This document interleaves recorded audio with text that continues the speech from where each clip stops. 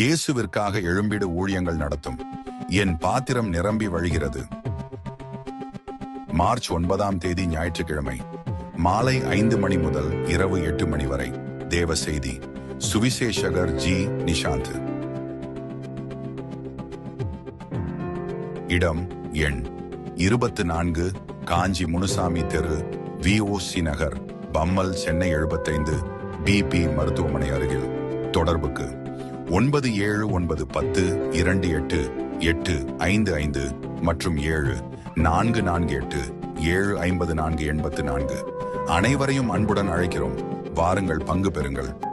கர்த்தருக்குள் அன்பான தேவ பிள்ளைகளே, ஆண்டவரும் இரட்சகருமாகிய இயேசுவின் நாமத்தில் உங்களுக்கு என் அன்பின் வாழ்த்துக்கள்.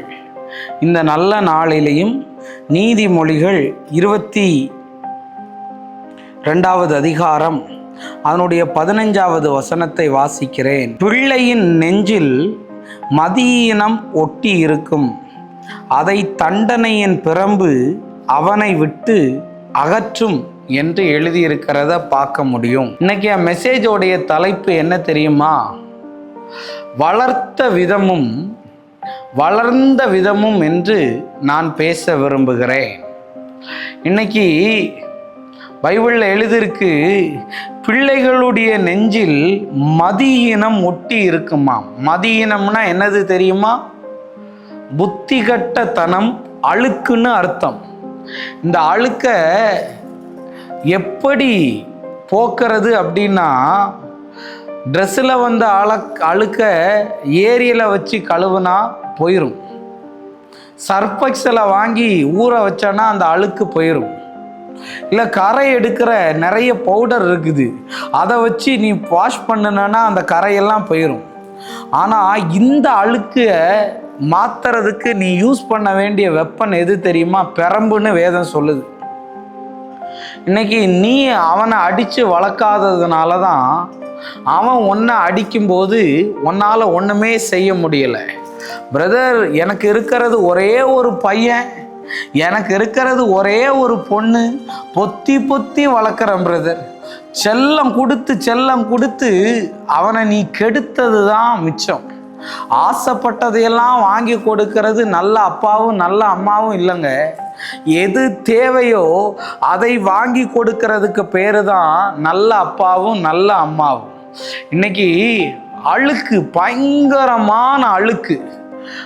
பயங்கரமா நீ அவனை வளர்த்துக்கிட்டு வரும்போதே என்ன பண்ணணும் தெரியுமா?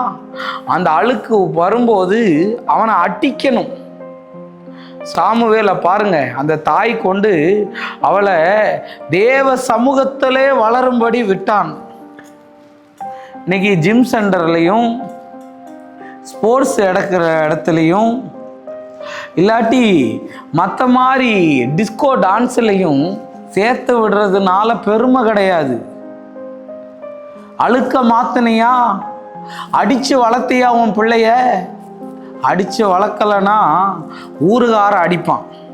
அந்த அளவுக்கு அவன் மேலே இருக்கிற அழுக்கு இருக்குது. இன்னைக்கு நான் சொல்ல வரேன், இன்னொரு வசனத்தை காணிக்கிறேன். நீதிமொழிகள் 23:13 வாசிக்கிறேன், கவனிங்கள். பிள்ளையை தண்டியாமல் விடாதே, அவன் பிரம்பினால் அடித்தால் அவன் சாகான் என்று எழுதி இருக்கிறது. ஆமாம், இன்னைக்கு போனை கொடுக்கலன்னா வீடையே ரெண்டாக்கிறது.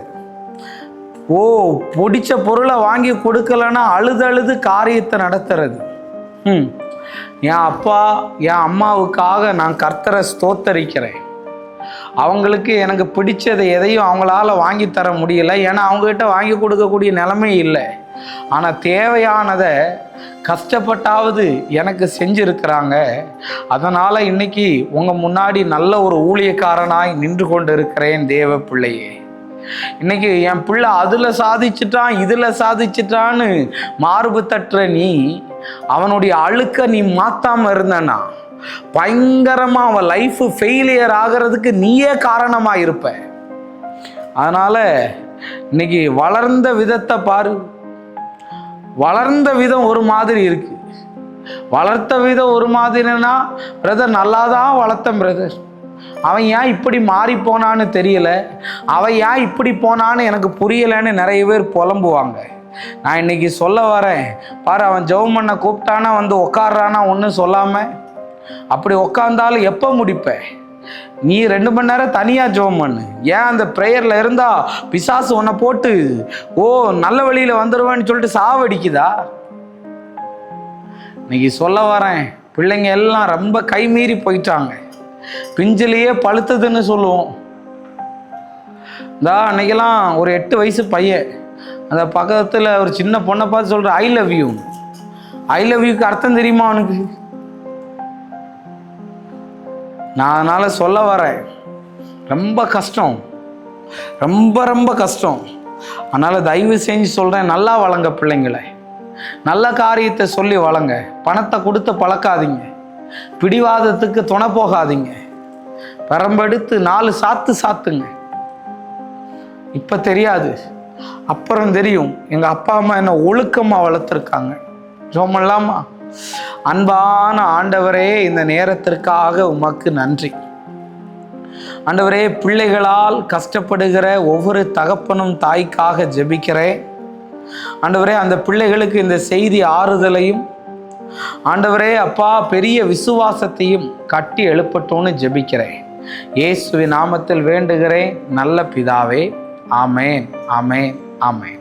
God bless you. கர்த்தர் உங்களை ஆசீர்வதிப்பார்.